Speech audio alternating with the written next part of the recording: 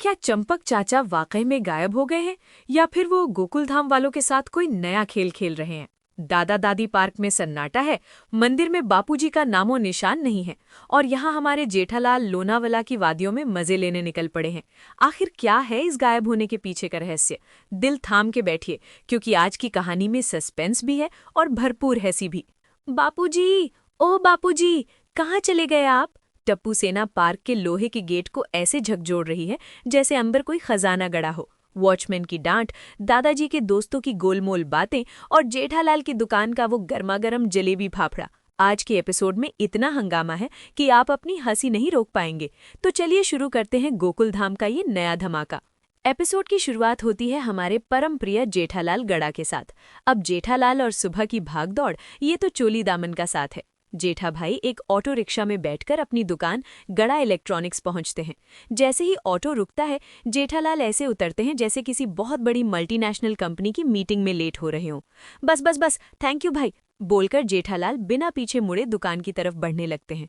अब भाई मुंबई का ऑटो वाला और ऊपर से जेठालाल जैसा पैसेंजर। ऑटो वाला चिल्लाया, अरे साहब, पैसे कौन देगा? आपके दादाजी? जेठालाल को अचानक होश आता है। वो अपना सिर पकड़ लेते हैं। अरे हाँ, सॉरी सॉरी सॉरी भाई, सॉरी। अब जेठालाल की डिक्शनरी में सॉरी शब्द का इस्तेमाल वैसे ही होता है जैसे खाने में नमक का। ऑटो वाला बेचारा चिढ़ गया। क्या साहब, खाली सॉरी सॉरी बोलते रहते हैं आप? पेट्रोल क्या सॉरी बोलने से आता है? जेठालाल अपनी जेब में हाथ डालते हैं और पैसे निकालते हुए काउंटर अटैक करते हैं। अरे तो भाई, सॉरी नहीं तो क्या बोलूं? थैंक यू बोलूं? लो, पैसे पकड़ो और ये ज्ञान कम बांटो। ऑटो वाला भी कम नहीं था, बोला, अरे जल्दबाजी में भूल जाते तो मेरा तो चूल्हा ठंडा है जाता। जेठालाल बोले, अरे भाई, अब क्या जान लोगे? सॉरी बोला ना, अब क्या आरती उतारूं तुम्हारी? और अपनी उसी सिग्नेचर चाल में दुकान की तरफ बढ़ जाते हैं।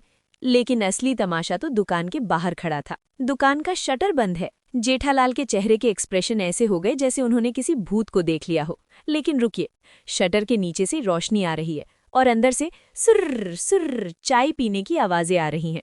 जेठालाल कांच के दरवाजे से झांकते हैं तो क्या देखते हैं?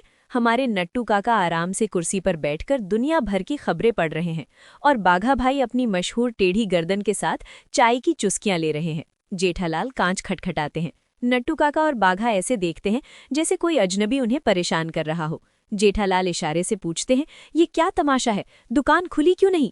बाघा, जो अपनी मासूमियत के लिए ऑस्कर जीत सकता है, इशारे में ही पूछता है, क्या क्या है सेठ जी? जेठालाल फिर इशारा करते हैं, शटर क्यों बंद है? बाघा चाय का गिलास दिखाकर बोलता है, चाय है सेठ जी, अदरक वाली।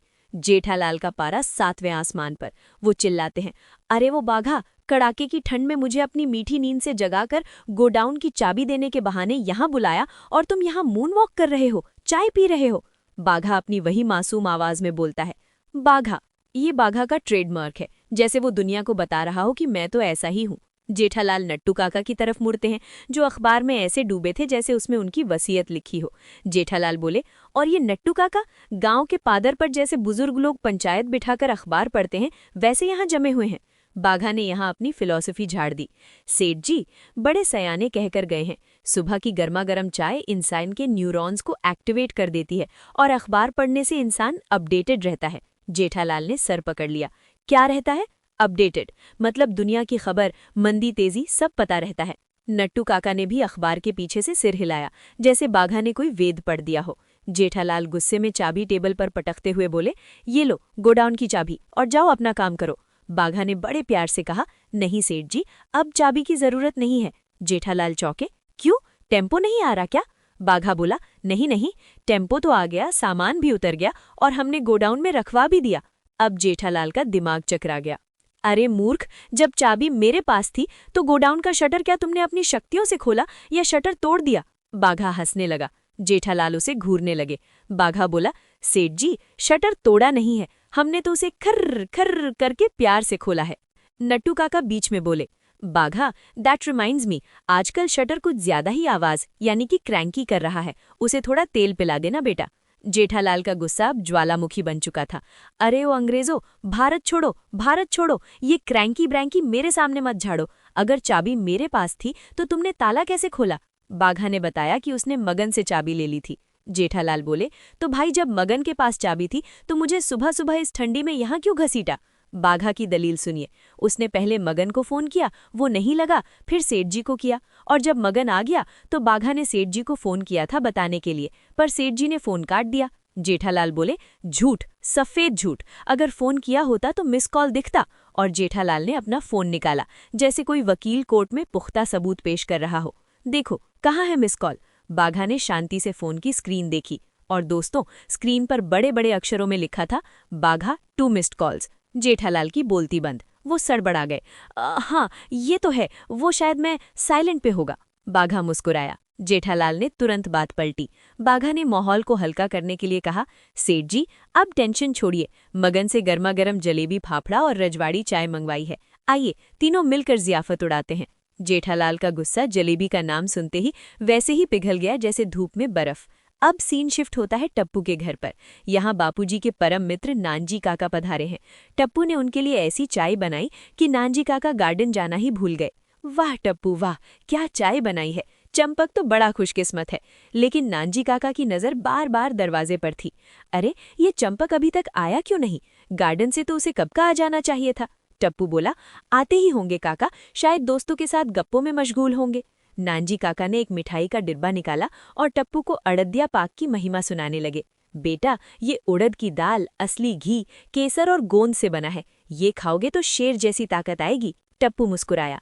नानजी काका को लगा टप्पू मक्खन लगा रहा है ताकि वो गुस्सा होकर मिठाई वापस न ले जाएं, लेकिन सच तो ये था कि टप्पू को अब चिंता होने लगी थी। बापूजी कभी इतना लेट नहीं होते थे। नानजी काका चले गए और टप्पू ने तुरंत अपने पापा यानी जेठालाल को फोन मिलाया। दुकान पर जेठालाल, बाघा और नट्टू काका के बीच जलेबी फाफड़ा का महायुद्ध चल रहा था। जेठालाल एक एक जलेबी को ऐसे देख रहे थे जैसे वो कोई कीमती हीरा हो। तभी फोन बजा। टप्पू ने बताया कि बापूजी अभी तक नहीं आए हैं। जेठालाल जो अपनी मस्ती में मस्त थे बोले, अरे टप्पू तू भी ना, बापूजी अपने यंग ओल्ड ग्रुप के साथ होंगे, बूढ़े लोग जब मिलते हैं तो समय का पता नहीं चलता, तू फालतू टेंशन मत ले, अड़दिया पाक खा और मजे कर। तभी दुकान में एक और किरदार की एंट्री होती है, परेश भाई। परेश भाई वो कस्टमर हैं जो लोनावाला जाने के नाम पर जेठालाल को भी साथ ले जाने आए थे। उन्हें एक मोबाइल चाहिए था गिफ्ट देने के लिए। जेठालाल ने उन्हें युवा 5G फोन दिखाया। परेश भाई बोले, जेठा भाई क्लाइंट को खुश करना है लेकिन बजट कम है। जेठालाल ने हंसकर कहा, मतलब आपको ऐसी चीज चाहिए जो दिखे हाथी जैसी और कीमत हो चींटी जैसी। डील पक्की हुई, लेकिन परेश भाई ने एक शर्त रख दी, जेठा भाई पेमेंट चाहिए तो मेरे साथ लोनावाला चलिए, वहीं से चेक दे दूंगा और शाम तक वापस छोड़ दूंगा। बाघा और नट्टू काका ने भी जेठालाल को उकसाया, सेठ जी आप जाइए, पेमेंट वसूलम भवा। जेठालाल ने टप्पू को फोन करके बताया कि वो बिजनेस मीटिंग के लिए लोनावाला जा रहे हैं। टप्पू ने फिर बापूजी की बात छेड़ी, पर जेठालाल ने उसे फिर से टाल दिया। जेठालाल को क्या पता था कि पीछे गोकुलधाम में क्या होने वाला है। जेठालाल तो निकल गए, लेकिन टप्पू का दिल नहीं मान रहा था। उसने बापूजी के दोस्तों की लिस्ट निकाली। सबसे पहले अटके अंकल को लगाया, पता चला वो फोन घर पर भूल गए हैं। फिर वेंकट अंकल को लगाया, वो बोले कि वो आज एक्सरसाइज करने ही नहीं गए। अब टप्पू की धड़कनें बढ़ने लगी। अंत में दलपत अंकल को लगाया, पर उन्होंने फोन नहीं उठाया। टप्पू ने आव देखा नताव सीधा दादा दादी पार्क की तरफ दौड़ लगा दी। रास्ते में टप्पू से ना गोली, गोगी, सोनू, पिंकू मिल गए। गोली ने अपनी हमेशा वाली नासमझी दिखाई। टप्पू क्या तू और दादाजी छुपा छुपी खेल रहे हो? सोनू ने उसे चुप कराया। जब सबको पता चला कि बापूजी सुबह से गायब है तो पूरी टप्पू सेना मिशन बापूजी खोज पर निकल पड़ी। पार्क पहुंचकर देखा तो गेट पर बड़ा सा ताला लटक रहा था। गोली बोला, हो सकता है बापूजी अंदर ही रह गए हो और किसी ने ताला जड़ दिया हो। टप्पू सेना गेट पर चढ़ने ही वाली थी, तभी एक खड़ूस वॉचमैन डंडा बजाते हुए आ गया। ए क्या कर रहे हो, ये तुम्हारे दादा दादी का पार्क नहीं है। टप्पू ने उसे समझाया कि वो रील बनाने नहीं बल्कि अपने दादाजी को ढूंढने आए हैं। वॉचमैन ने जब हुलिया सुना, धोती, चश्मा, हाथ में छड़ी और सिर पर बाल नहीं, तो वो पहचान गया। अरे वो चंपक सेठ तो कब के चले गए, मैंने खुद उन्हें बाहर जाते देखा था। टप्पू सेना के होश उड़ गए। अगर बापूजी पार्क से निकल गए तो भर क्यों नहीं पहुंचे? तभी टप्पू के फोन पर दलपत अंकल का कॉल आया। उन्होंने एक ऐसी बात कही जिसने टप्पू सेना की जान में जान डाल दी। बेटा, चंपक ने पार्क से निकलते वक्त कहा था कि वो पहले मंदिर जाएगा और फिर घर आएगा। टप्पू सेना को लगा कि चलो बापूजी मिल गए, वो पक्का मंदिर के भजन में ऐसे खोए होंगे कि उन्हें दुनिया की सुध नहीं रही होगी। पूरी सेना अब मंदिर की तरफ भागी। लेकिन कहानी में ट्विस्ट अभी बाकी है दोस्तों। अगले एपिसोड के प्रोमो में दिखाया गया है कि भिड़े और पोपटलाल भी इस तलाश में शामिल हो जाते हैं। उन्हें खबर मिलती है कि एक बुजुर्ग पेड़ के नीचे सो रहे हैं। सब भागते हुए वहां पहुंचते हैं। भिड़े चिल्लाता है, चाचा जी। लेकिन जैसे ही वो बुजुर्ग पलटता है, सबका चेहरा उतर जाता है। वो बापूजी नहीं बल्कि कोई और ही पार्टी शार्टी किए हुए शख्स निकलते हैं।